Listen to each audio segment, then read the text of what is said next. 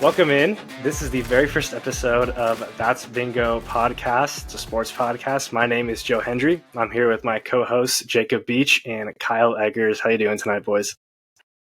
Going on, Joe? Doing well. Good. Glad to have you guys here. Super excited to be here. Been a long time coming for this, so we are super hyped to kick this off, get it off the ground. I think with that, we will jump right in.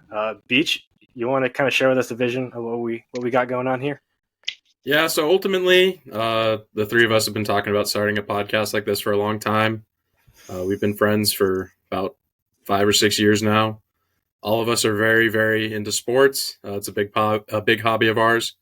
Love talking about sports. And so we just want this podcast as a way for us to just be able to talk sports with each other and just enjoy that. But then two, just to kind of create a community that, just talks sports and enjoys it. And it's just like talking with your friends, right? Like we're not trying to necessarily make anything, crazy or big. We're not going to sit here and say that we have the best takes.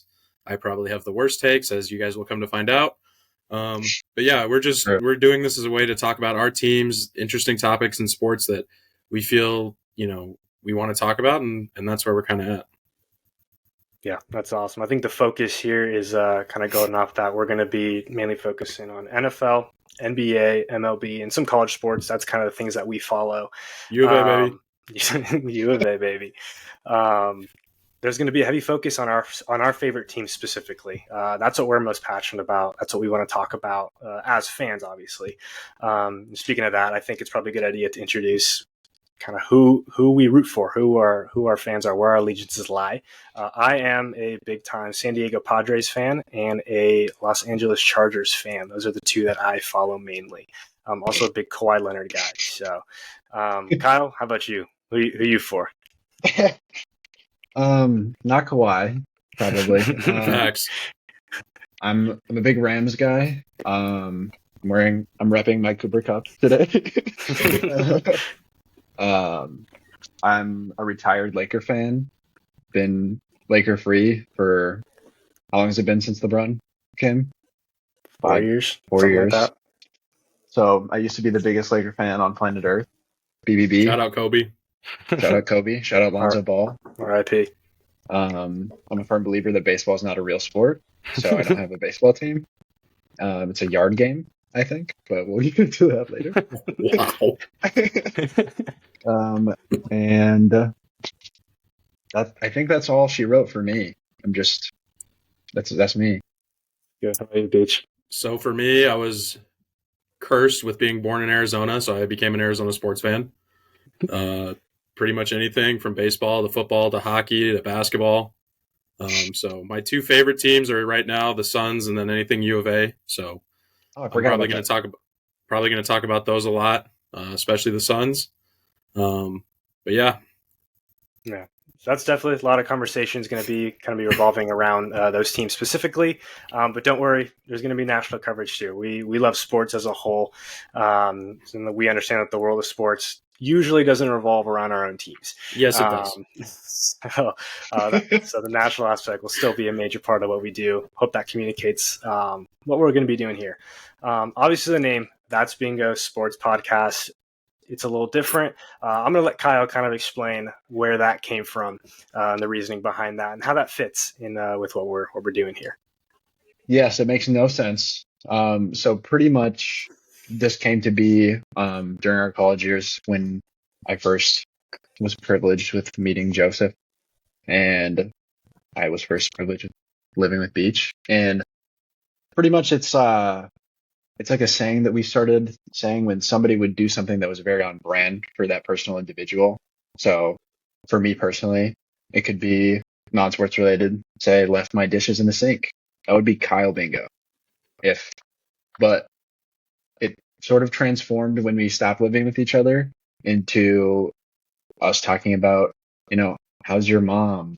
And somebody would be like, well, she's better than Hollywood Brown. And it's like, there's just no reason for somebody to say that in a regular sentence. So it's like, yeah, like that's bingo. Like I could say that sentence and I know exactly who in my life would be saying that because it's Jacob Beach Bingo. So that's kind of the concept. It's you. You'll kind of get used to hearing it. So if somebody says something just egregiously out of left field, we will probably call bingo on them, and you'll pick it up pretty quick. So that's bingo. I can tell you guys right now, there are going to be episodes where I have 10 bingos in one episode, mostly because I will say something about Devin Booker or Bingo. Larry Fitzgerald or something of the like. As we can see, we're off to a hot start. Yep. go. That is Beach is a bingo king. You'll come to figure that out pretty quickly. The biggest bingo king in all of the land. True. Maybe we should start a tally. I think that'd be good. That'd be fun. That's a Maybe good a idea. counting tally. I like that. Yeah. That's a good one. I'll get on that. Anyway, let's dive into our first segment here, kind of our first conversation. We got news and updates. Fortunately, first episode here, it was a big week in terms of news for our team specifically. So we'll dive right in. First off, MLB. The MLB playoffs have started. Kyle, that is great news. All right. It's electric. It's the Cornhole Championship. Beach, how are you feeling, man? You just got back from watching a specific game.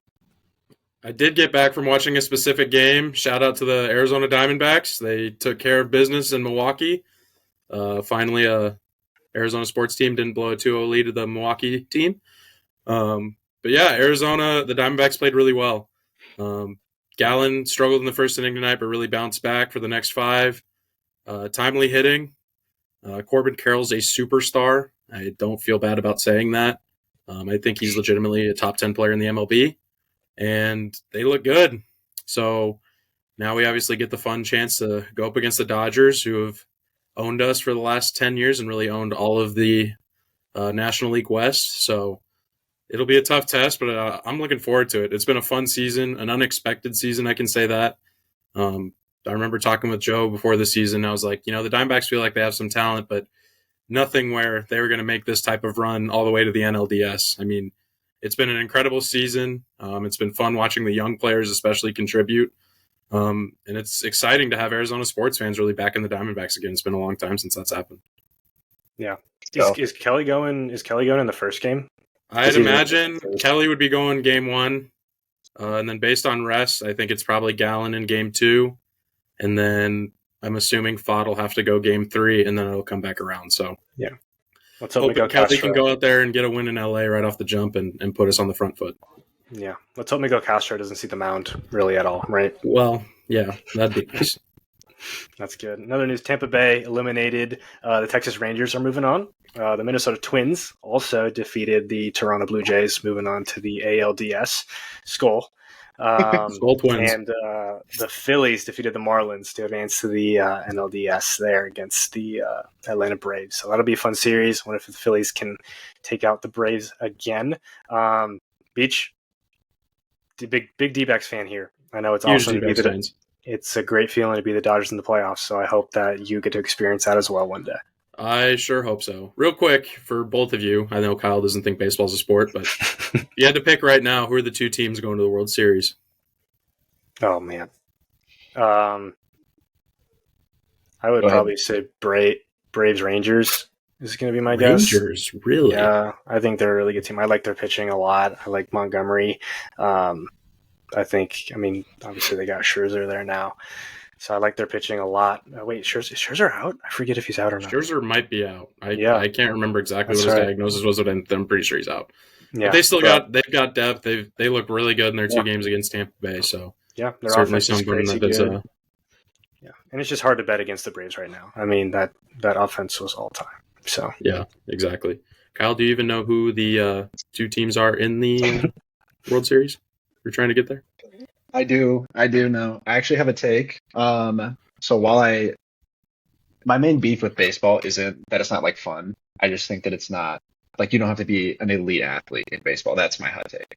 But so I don't hate baseball. That is a scorching hot take. Mm-hmm. Lots of conversations. I just don't think Bartolo Colon should exist. All right, we're not just going to throw out Big Sexy like that. That's my hero, and you're just trashing him. Oh my goodness. I'm just saying, I would love to see Bartolo Colon play 48 minutes of NBA basketball. That's all. I'd love to see LeBron do it. I would agree. But anyways. You've never seen Bartolo Colon pitch a complete game. That's all I hear. You're right. I have. Um, I think I think that the Astros are going to win the World Series, Mhm. but I think that they're going to be taking on the Braves as well. So that's what I'm thinking. I hate to be the villain, but I just don't see anybody beating them. That's my hot take. So we'll That's see how it fair. ages. That's fair. By the way, Kyle is a elite MLB The Show player. He hits all the home runs, so that's where he gets his I'm batting baseball like info from. 650, I think. Moving on, the D-backs again. GM Mike Hazen extended through 2028 after a big year here, so a little reward for the playoff berth. So that's got to have the Beach pretty hyped up there. And Nice then not seeing him go to Boston as well. There was a lot of rumors of that Boston was trying to snipe him. So definitely happy to keep him in Arizona for the foreseeable future. oh heck yeah. And then for my team, the Padres are going to retain both AJ Preller and Bob Melvin as GM and manager. I did not expect that. I expect one of them or both of them to be gone. Looks like they're running it back. Not entirely sure how I feel yet, but I guess we'll see. It's a Joe, big can we just offseason. get some of your thoughts on the Padres season? Yeah. I know we're talking about the playoffs, but I'm curious to get your thoughts on a recorded record. Yeah, I mean, it was brutal. I mean, the fact that we finished with 82 wins after the start says a little bit to the talent, I think. But ultimately, I mean, I think they went like 7-25 or something like that in one-run games. After last year having a top 3 record in the MLB in one-run games, that just can't cut it. Like their talent is there. We scored. We were like top 10 in the MLB in runs. We gave up, I think, like the 3rd fewest. When you have a Cy Young winner, multiple guys hit 30 home runs, 25 from Tatis, it's like there's just no reason not to make the playoffs, and just nothing. I don't want to say nothing went right, because a lot of things went right in terms of player statistics. They just couldn't do it when it counted. And I think that was the big deal. It was an incredibly frustrating season. You just knew if it went to extra innings or if the other team got a 1-run lead, the game was essentially over. So yeah, it was disappointing, especially considering all of the the smack that we talked before the season, Joe, essentially guaranteeing a World Series. So what's up? Joe, I have a question. Yeah. Could you put the Padres season in another sports team's like comparison, like whether that be NFL or NBA? Yep. Give me one. Yep. The 2010 San Diego Chargers. All right. Oh my God. That's bingo. That might be a bingo. That's got to be a bingo. No, we finished number 1 in the NFL in defense and offense, and the special teams is what special killed us. team here. Yes. I don't know what's worse. Is that the thing. fact you connected this to another San Diego team, or the fact that I've heard about the 2010 Chargers way more than I'd like to know? Oh my gosh, it's exactly how it is, bro. And they finished 8-8 and missed the playoffs because they got hot at the end of the season, just like the Padres, and they just sucked at the beginning because of some stupid little things that were easily fixed. Phillip Rivers just wasn't elite. No, okay, no. That's for another day. Get out of here. But yeah, really disappointing season. Really frustrated. I'm really curious to know what the offseason holds, because we have some big names coming off the books. A lot of money tied up with some older players. So we'll see. Can I absolutely derail us for a second? Yeah, go for it. I just was thinking, so the Phillip Rivers is elite comment. Mm-hmm. Who is better all time, Joe Flacco or Phillip Rivers? Greater. Who's in the Hall of Fame first? Phillip Rivers. Joe. Beach, go ahead. I'm also going to say Phillip Rivers. Wow. Are you guys serious? What's your argument for Flacco? I'm just curious. I guess it's just like guilty by association, but like the whole Joe Flacco is elite meme, like obviously his stats do not pair to Phillip Rivers. It's not even close. Like talent wise, yes, like Phillip Rivers is better. But like, will Joe Flacco be in the Hall of Fame before Phillip Rivers? I don't know. Probably not. So I don't know. I just wanted to hear your thoughts. I want to know if it was close. Yeah, I don't think it's particularly close. I think Eli Manning and Joe Flacco are closer. Wow. Personally, I think that's a terrible take. It's fair. But It's a conversation for another day. Let's move on to NFL news here. Going into week 5, players obviously eligible to come off the IR. So a couple big names. Obviously, we got Jonathan Taylor back at practice. Who knows if he's going to play for the Colts? And Kyle, Cooper Kupp is back at full practice. Sean McVay today said that Kupp is practicing without restrictions. He was limited, but McVay said that was a lie, essentially. So Cooper Kupp is back. Kyle, how does that change or help the Rams offense, if at all? I think it completely changes the Rams offense. I think that the Rams have like a kind of a tough schedule coming up. We got the Eagles and the Cowboys 2 out of the 4 games in the next coming weeks. So we'll probably lose both of those. But for us to come out of the first 4 weeks the way that we did, I think that if we lose even one more game, they probably just like let Kupp sit out. But yeah, I think that this changes everything. I think that Puka is still going to win Offensive Rookie of the Year, but I think that Cooper Kupp is going to open up some things for us, and I think that we're probably going to be like 1 or 2 games over 500 finish the year, which is painful because I wanted Caleb Williams, but I thought you guys would be in the running for it, man. Dude, that's what I thought until we looked like we were going to win the Super Bowl against the Seahawks. But yeah, I'm interested because you guys right now are, I think the stats are, you're like top 7 in the NFL in yards per game right now, but then you're like below 15th in points. So I feel like that's going to be the biggest difference. Is you guys might just score more touchdowns now.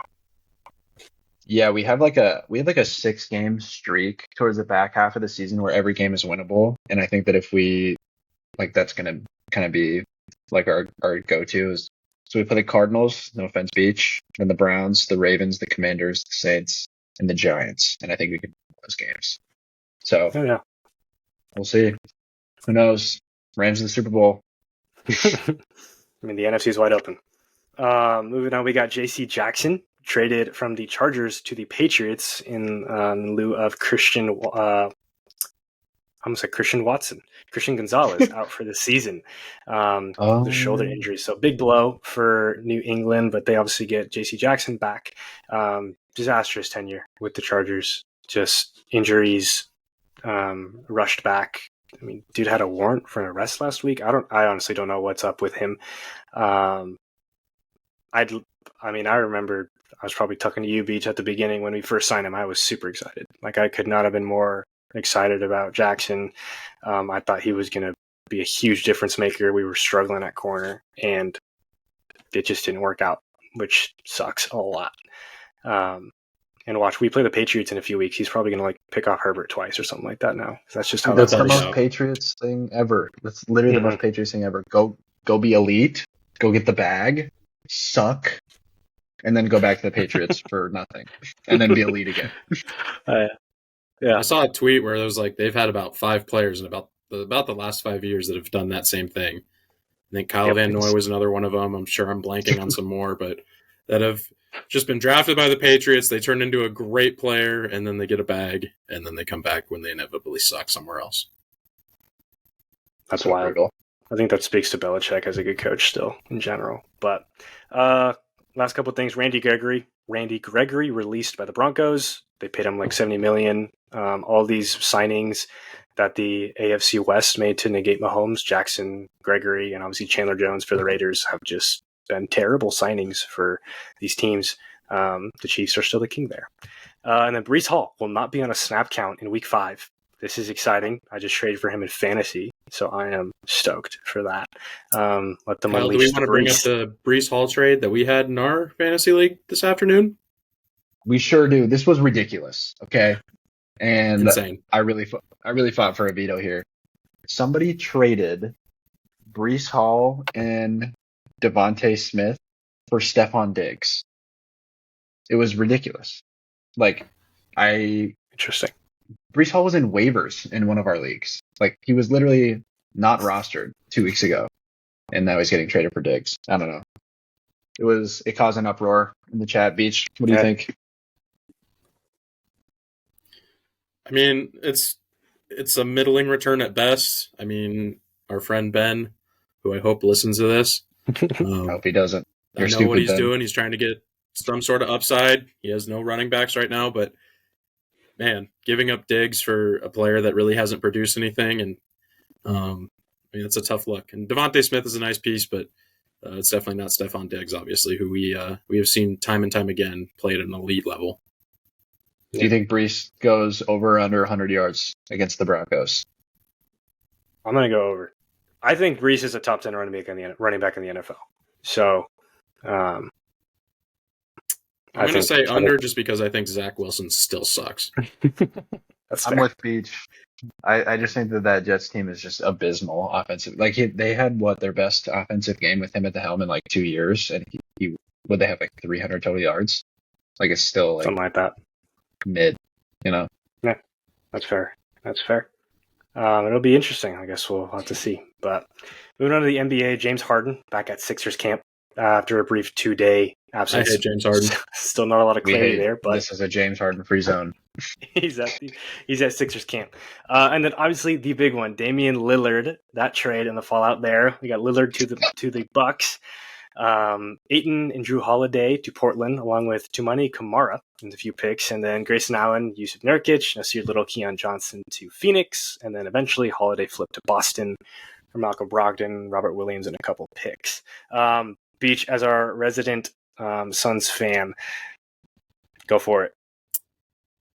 This is the classic case of fit over talent. And initially, when I saw the return on the trade, I hated it because DeAndre Ayton is a much better player than Yusuf Nurkic. But the more you dive into it, Yusuf Nurkic is going to do all the things that DeAndre Ayton didn't want to do. And it pains me to say that because I'm a U of A fan, really high on DeAndre Ayton coming out of the draft. I was screaming that they should take him over Luka Doncic, which they ultimately did. That is a bad move now looking back on it. Really? But however, I think this trade is a fine return. It's nothing crazy. But the thing that killed the Suns last year is it was Devin Booker and Kevin Durant and literally nobody else. And I don't think we're going to have that same issue this year. We got a lot of good depth. I really like Grayson Allen. I am going to get canceled probably for when Grayson Allen makes a hard foul on somebody, and I think it's a clean play. But Grayson Allen provides shooting. Nurkic will provide a lot of the dirty work. And then a sleeper, I think, is Nas Little. I think he can have a really good year. He's going to have a chance to get some minutes. And if he stays healthy, he can have a really good season. This past year, he was hurt. He had a core muscle injury. And that kind of really derailed his season. He missed a bunch of games. But the year before, he was really contributing to that Blazers team. And I know they were bad, but he could be a sleeper piece that could really help this team out. So it'll be interesting to see. Obviously, I have a lot of ups and downs and a lot of interesting times with DeAndre Ayton. But wish him the best in Portland. I think it was probably best for both sides to move on. What are your thoughts on maybe that or other parts of the trade there? I think, honestly, this is a hot take. I think the Blazers might win that trade, which is crazy. Obviously, if the Bucks get a championship, I'm wrong. But for Dame, like if they keep that roster as it is, they are going to finish 10th in the West, right? Like they had to blow it up. I don't even know how old he is, 32 or something? Like he's not getting any younger. Yeah, like he's not getting any younger. They got DA, Drew Holiday, a first, I think like 3 pick swaps, and then like they get, I think who else did they get? They ended up getting Malcolm Brogdon and the Time Lord by way of Drew Holiday. So it's like that's like 5 solid players and 3 picks. That's insane. Like I think that this could be one of those trades that's like we talk about with like Sam Presti setting the Thunder up for like a million years. Like I think that this could be one of those trades. But for the Suns and our boy Beach, it's just tough. Like I think that undoubtedly, like everybody in the league would agree that DA is better. But the jury's out on Nurkic. I still think the Beach is in denial, but I will support him through this nonetheless. And I hope that Nurkic is good for his sake and for this podcast's sake. I think That was my biggest thing with DA is I just don't think you're going to get the elite level DA that we saw in the 21 playoffs. Mhm. Or Yeah. granted, even in that the first round series against the Pelicans. I think that the ship had sailed on him wanting to be in Phoenix. He had completely just checked out. We saw it multiple times last year. And I think he had a bunch of issues with the organization. It went past Monty. It went past the players he was with and the GM, because right now Devin Booker is the only left from that 21 finals team. So I think eventually DeAndre has to point the finger at himself and realize he was some of the issue, and that's why he's not in Phoenix anymore. We'll see if it works out with Nurkic going to the Suns. I mean, just like you said, the jury's still out. Who knows if it's going to work? But I truthfully don't think DeAndre Ayton going to the Blazers is going to do anything different for his career, because truthfully, if he wanted to be a great player, he would be. But he hasn't shown it. It's a fact. Get him, Beach. No, that's fair. That's fair. I was going to say it sounds a little bit like Beecher's convincing himself there that this is a good trade, but I don't know what he was saying there. I don't think it was a good trade. I think it was a adequate trade. I think we got more depth. We got a player who can play a role and who is willing to play in that role in Nurkic. And then the other two guys, like I said, they're going to be decent depth pieces off the bench, and that was something we didn't have last year. Yeah. So Beach, with dream Beal, Booker, and scenario. Durant. Sorry, go ahead. What was that? I was going to say, what's your dream scenario if you were to get something back from DA? Like, you could wave a magic wand and it's semi-realistic, but who would you want in return? Who do you think's fair? Well, I mean, now he's gone, so it's kind of a moot point. I think at the time, like, I remember I had listened to so many podcasts and read so many articles on what potential DA trades could look like, and every one I read, I was like, these are just middling. Like, I didn't like any of them. And I think that's kind of where his value was. I think ultimately I would have liked to, some of the trades that were thrown out, and I don't think any of these are necessarily realistic. But the Raptors were in talks, obviously, to get Dame. If we could have somehow found a way to route OG Anunoby to the Suns, Anunoby, baby. I would have loved that. Even getting like Drew Holiday back in that trade would have been great. Obviously, I don't think we have any draft picks to really trade anymore, so I don't think we had a chance to get him. So those are like theoretical players. I think the biggest weakness this team has right now is a point of attack defender. They've got 3 guards that really don't necessarily want to be the main on-ball defender. I think Booker is capable, but that's a big ask to ask him to be the main hub on offense while also playing a big role on defense. And we've seen him do it before. He did it in the playoffs this past year, oftentimes guarding, Denver's best offensive threat and still being able to put up 30 a night. But at the same time, I think, what we got for DA, it's adequate, but there wasn't anything I don't think that we could have gotten more at this point. So you're saying you miss McHale? I do miss McHale. I miss McHale. I miss Cam. But 12-year-old Beach is still ecstatic that Kevin Durant is on the Phoenix Suns. I would have never dreamed that. We'll see how 25-year-old Beach feels. 25-year-old Beach is going to be shirtless at the parade in 6 months. Yeah. We'll see. Or in jail once you come out in public support of Grayson Allen. This is true. Beach is going to be Suns and 4 guy.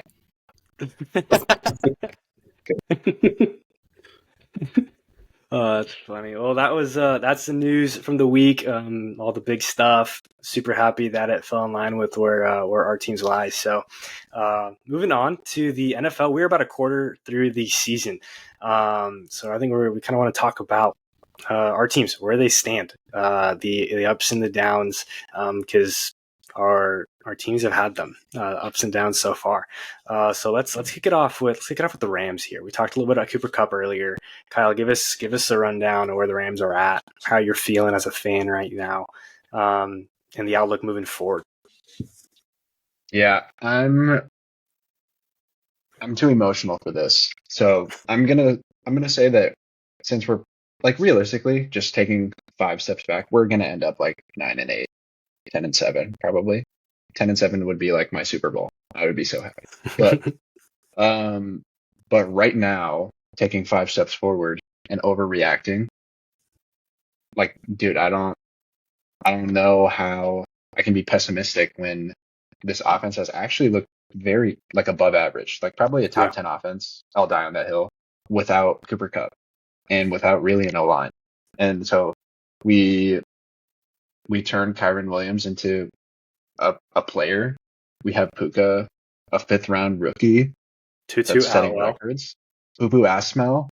We have him scoring touchdowns, and then we're gonna add Cooper Kupp back to the mix. Like I don't see how you can watch this team and be like, oh my gosh, like they're not gonna do anything. So part of me, like 40% of me is like, dude, this team could win 12 games. This team could win 12, 13 games. But like, I know that's probably not gonna happen. But I'm just overreacting because we got a overtime dub, and I'm gonna completely ignore the fact that we blew a 23-0 lead. So, anyways, that's all she wrote for me. I'm surprised, man. I remember texting you guys before the season, like, this Rams team is terrible. Like, I thought they were going to be in the number 1 pick territory. I was like, it's set up perfectly. Like, Caleb Williams stays in LA, goes to the Rams. Like, that was 100% what I thought was going to happen. Another thing that I haven't talked to you guys, because I try to stay as far away from like beach level bingos as possible. We drafted a guy, Byron Young, in like the 3rd round, I think, and he's currently only behind Jalen Carter in terms of rookie pass rushers through the first 4 weeks. He has 16 pressures, 8 hurries, 2 sacks, and 5 QB hits. Literally only second to Jalen Carter. Like, and I think that it's partly because there's nobody else on our defense that's good, and Aaron Donald is getting quadruple teamed. So like that's definitely a variable. But we picked up some good pieces in the draft outside of just Puka. Like, it was a good draft for us.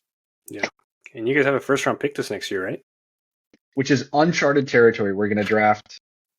Dude, who are we going to draft? I don't know. We're going to draft Airbud. I don't know who we're going to take in the 1st round. Well, it doesn't really matter because you guys don't hit on anything before the 3rd round anyway. You're going to take Jordan Morgan. Oh, God. Or you can take Stetson Bennett again. Yeah, that was a bingo. Yeah, that's when he goes bingo. Dude, that's bingo. Whoever it is gonna bust, because our last 1st rounder was there a 1st rounder between now and Jared Goff or no? I'm trying to think. No, honestly, I don't think so. There's no shot. I mean, Puka Tutu, I think, was the highest one at the 2nd round, right? Which just still makes me nauseous. I remember you were so mad. And that receiver class is nuts too. Dude, looking at the receivers just on a piece of paper, I saw like Amon-Ra naming all the receivers in the draft, and I was like, dude, we could have had a weapon besides Cooper Kupp, but I guess we got Puka, so the Lord has looked out for us. That is true. That is true. I'm looking forward to this Cardinals Rams game coming up here in the next few weeks. That should be tickets are going to be $12. Let's go. Beach and I are going. Yes, we are. I love it. All right, let's move on to the other LA team, the Los Angeles Chargers. I don't really know how to feel right now. I texted you today. I was feeling really good. I was feeling really good about us like 2 days ago, but now I'm like, I don't know. I think it's a daily up and down for me. Like those first 2 weeks, starting 0-2 with games that we should have won. I was just like, especially losing to the Dolphins week 1. Like, that just pissed me off so much. But the one thing I can say is that, I mean, they do look good, but still, we should have won that game. And we should have beat the Dolphins. I know. I have so much beef with the Dolphins. Don't even get me started. I got beef with Dolphins fans, not the Dolphins. The Dolphins fans are the ones that really get me. And then, obviously, losing to the Titans, terrible. But then we beat the Vikings, and we beat the Raiders. So we're back to 2-2. Season's not over.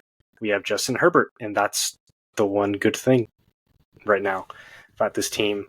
I think the defense is improving a little bit. They've played average the past 2 weeks.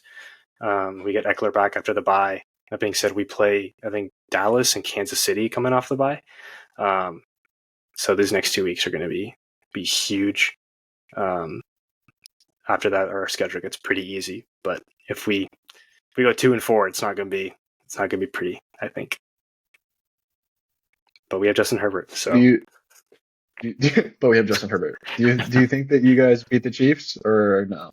I think you guys beat the Chiefs. The thing about the Chiefs is like they've never scared me. Like even going back to Rivers, like when Alex Smith was there, we would always play them really well. Even if we were bad, we would always manage to. Even if we didn't win a game, it was always a 3-point game.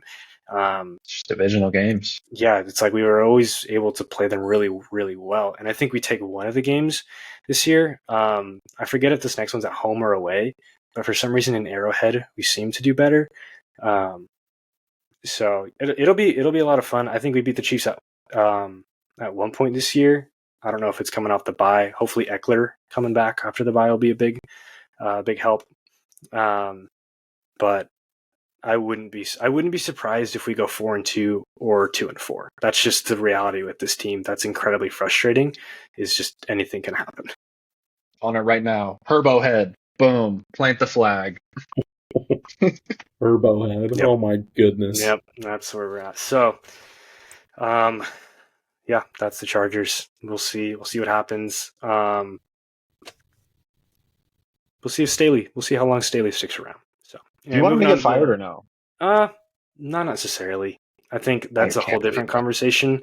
I don't think Staley deserves a lot of the slander he gets. I think there's about 2 decisions that his entire narrative is built around, but that's just me.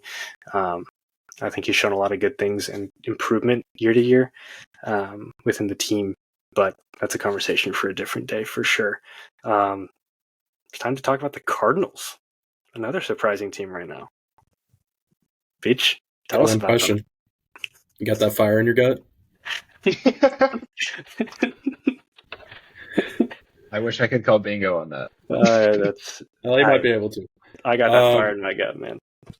I mean, I feel about as good as a fan can feel with a 1-3 start. Going into this season, I had rock bottom expectations, and we have exceeded those rock bottom expectations. So I don't know whether to feel good about that or sad about that, because now we're playing our way out of the number 1 pick, thanks to the dumpster fire that the Chicago Bears are right now. So, but no, coming from a Cliff Kingsbury-led team that was undisciplined and could just never do anything right, they're always getting in their own way. The Jonathan Gannon area has been off to a good start. Even without talent, the team's competing. I mean, Josh Dobbs is looking like a startable NFL quarterback. Who would have thought that would have been the case 4 weeks ago? Our offense is decent, and I didn't think I'd be able to say that. And our defense has made some plays. Obviously, we had the big upset of the Cowboys, which, for whatever reason, we seem to own them. We've won 7 of our last 8 against them, so just makes that no feels sense. good. It really doesn't. Obviously, we also blew a 20-point halftime lead to the Giants, and that wasn't ideal, but that was electric. This team is growing. I love this draft class. I love this new GM that we have in Monty Austinfort. I think he's made a lot of really good moves, and it's showing. And he's showing that he can evaluate talent. Paris Johnson has been a stud right tackle so far for us. He's allowed the least amount of pressure so far on our team. He looks like a future starting tackle in the NFL for years to come. And then a sleeper, I think, from our draft class. Well, actually, there's 2. Michael Wilson. I mean, he's been balling these last 2 weeks. He's kind of started off slow, but he's playing really well lately. Josh Dobbs has a perfect passer rating when throwing to him. It's like 237 yards and 2 touchdowns. So wow. He's been really good. And then our 6th-round pick, Keitrell Clark. You kind of don't expect anything out of a 6th-round pick, but he's been forced to be our number 1 corner, and he's really lived up to it. He's looked good, and he's made some good plays so far. So I'm really excited about the direction of this team. Obviously, I don't think we're going to do anything much this season. I think we top out around 5 or 6 wins. But so far, things are looking up. I'm excited to see what this team looks like when Kyler comes back. Just so we can get this on the record, I am team don't draft Caleb Williams. I want to see what Kyler has. Let's go. It's the right choice. I think he has proven to be a very, very good NFL quarterback. And while Caleb Williams might be special, I think Kyler can lead this team in the right direction if given the opportunity, considering he drug Cliff Kingsbury to a playoff berth. So, yeah, I mean, for a 1-3 start, I feel about as good as you can possibly feel. Yeah. You guys are in a good spot. Dude, they're playing hard, man. I think we beat the Bengals this week. The Bengals have looked horrible. I don't see cooked. how see how their offense is going to do anything. They no T Higgins, Jamar Chase is Jamar Chase, but Joe Burrow looks like a shell of himself right now. I think the Cardinals pull off another upset, and they're 2-3 going into Week 6, and that's something I never would have thought. He looks like prime Jared Goff. I'll take the bingo. Yeah, that was horrible. Yeah, that's bingo. Kyle hates Jared Goff passionately. Despise it so much. Oh, that's good. Well, that's the state of our teams. Yeah, it'll be interesting to see where we all end up the season. I feel like we're all heading in like different directions. A whole lot of mid. Yeah, that ultimately that's kind of where it's at. You guys, I know Kyle, you kind of gave your record prediction, but Joe, what's your record prediction? And then I'll throw one out for the Cardinals here too. I think we match 10-7 like last year again. Mm-hmm. I think it's enough to squeak in as a wild card again. I would say 10-7. I think it's a conservative choice though. Yeah, you could have said any record, and I would have been like, yeah, that's fair. Yeah, you guys are literally. I could legitimately say 12-5, and it'd be like, yep, you could see that, or 7-10. No, yeah. So yeah, but I'll go 10-7. That's fair. I think for the Cardinals, I think they're gonna get to 6 wins. Their schedule, their schedule lightens up in the second half of the season, kind of like you were saying with the Rams. I think Kyler comes back in the second half. Mm-hmm. I mean, we play like the Falcons, the Panthers. I think is on that schedule. Although the Panthers have also owned us. The Texans are on that schedule. The Texans are on that schedule. That would be fun. There's a lot of winnable games here for this team at the end of the season. Granted, I don't know if I want them to win those games. However, I think we can get up to about 6 wins, which, again, not something I would have been saying 4 weeks ago. Yeah. That's awesome. Cool. Well, those are kind of the gist of our teams there. Anyway, we'll move on kind of to our next segment here. Talking about overreactions from the week. I got 3 for us. All right, so I got 3. I just want some quick discussions there. First one I got for you guys here. The Cincinnati Bengals will win 5 or fewer games this season. Overreaction or not? Oh my gosh. No, that's a fact. I'm with you. I think that's an overreaction because I think they're going to win more than 5. If you would have said miss the playoffs, I'm right there with you. I don't think there's – I mean, this is a big week for them. If they don't win this week, they're pretty much done. But I think they'll get the 5 wins. Gotcha. That's good. I'm curious. I should say 6 wins because you said 5 or fewer. So I think they'll get to 6 wins. Yeah. That team is just a mess, man. Like I think someone's got to go. That offense, even though it's like Burrow's hurt, it just has no creativity. They've always relied on Burrow and Chase really realistically just bailing them out. So now that he's limited, it's just not. It does not look good.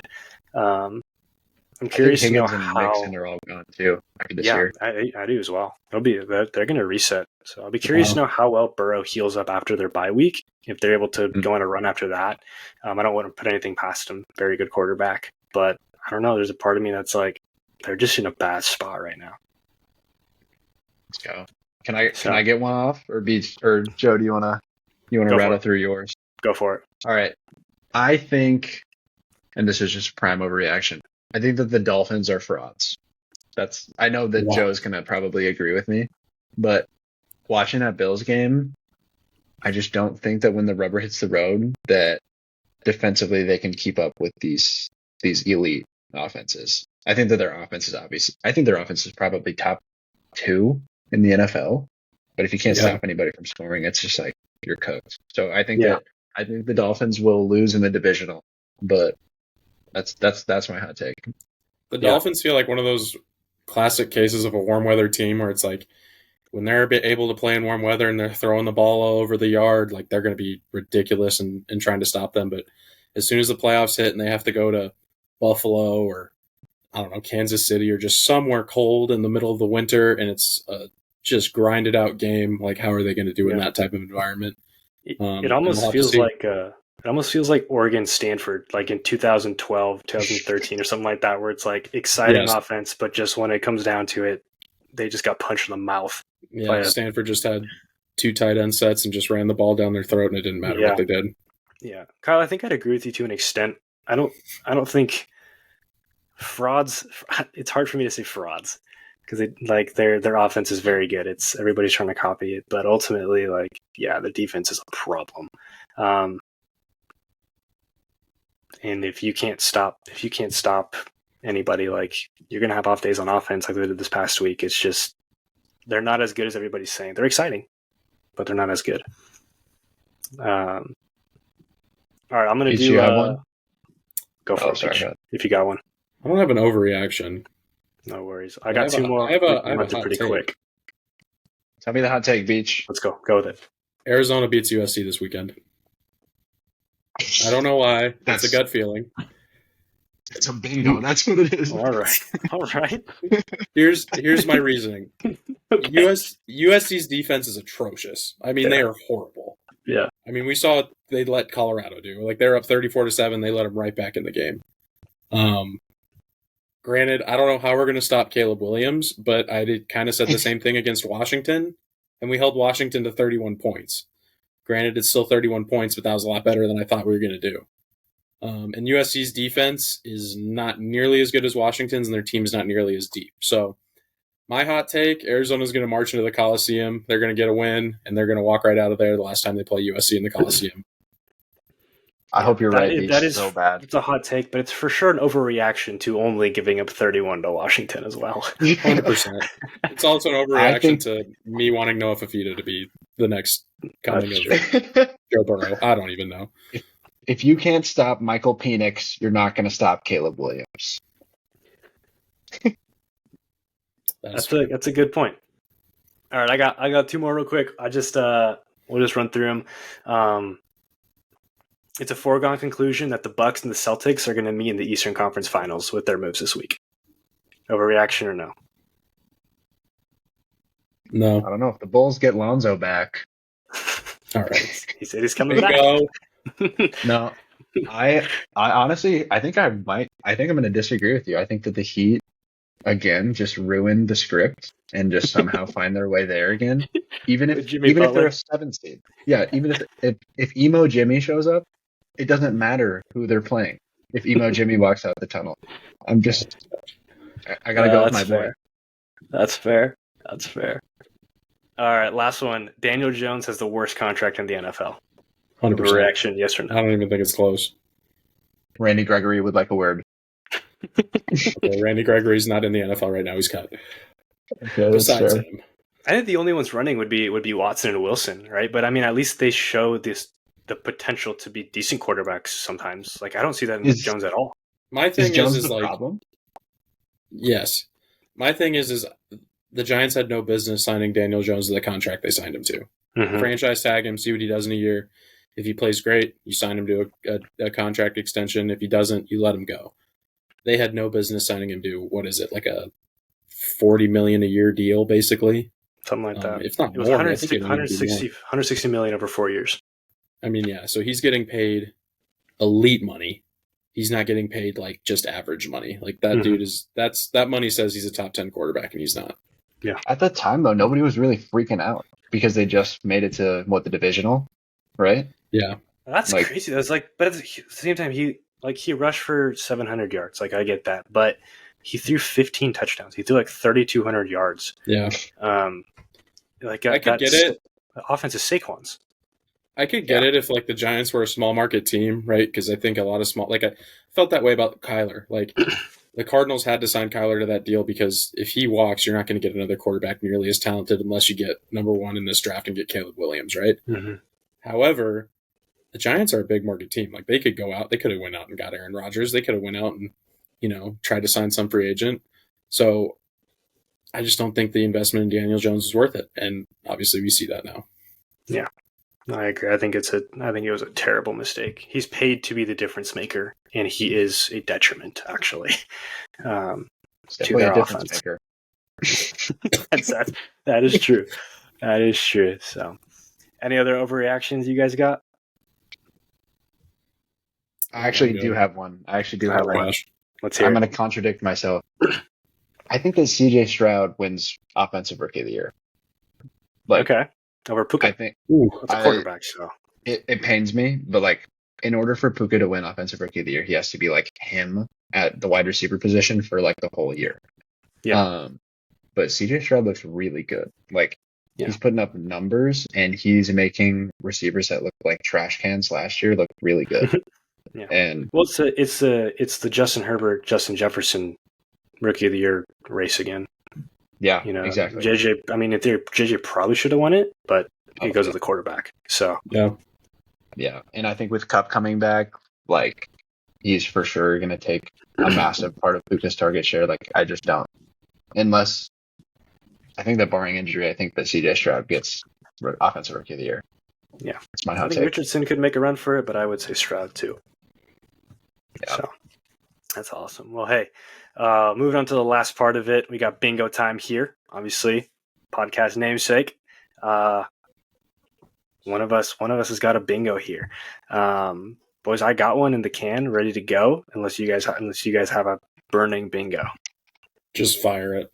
All right. Yeah. So I was watching Justin Herbert's Rose Bowl in 2019 when he was at Oregon against Wisconsin the other day. Oh my God. And I was just reminiscing how I wanted Herbert. I wanted Isaiah Simmons, who's now a trash can in the secondary of the Giants. I can confirm. Yes. But I was reminiscing how I didn't want Justin Herbert watching that. And just how insane that really was. The fact that people were like, oh, he's going to bust. He's in the Oregon offense. He's not good. But it's like the talent that he showed in that game, he probably should have been the number one pick. It was unbelievable watching him run and just throw darts in that game and just will Oregon to a win against Wisconsin, a much better defense. It was incredible to watch. And it should not have been unexpected for him to be this good. Dude, what? I was in that camp. I was in the camp of like, Herbert is going to bust. He is Brock Osweiler. Yep. That's 100%. I 100% thought that he was going to bust, and I was so wrong. But dude, he kept. I mean, he was working in the pocket. He was evading pass rushers in that game, dude. He was with his legs. He was the best athlete on the field, and then with his arm, he was throwing rockets. But he was putting it on the chest of his receivers. Like, his accuracy was never in question. Everything against him was just the Oregon system. So ultimately, that changed the way that I view quarterbacks coming out of college. If you have the physical talents, I'm willing to bet on you.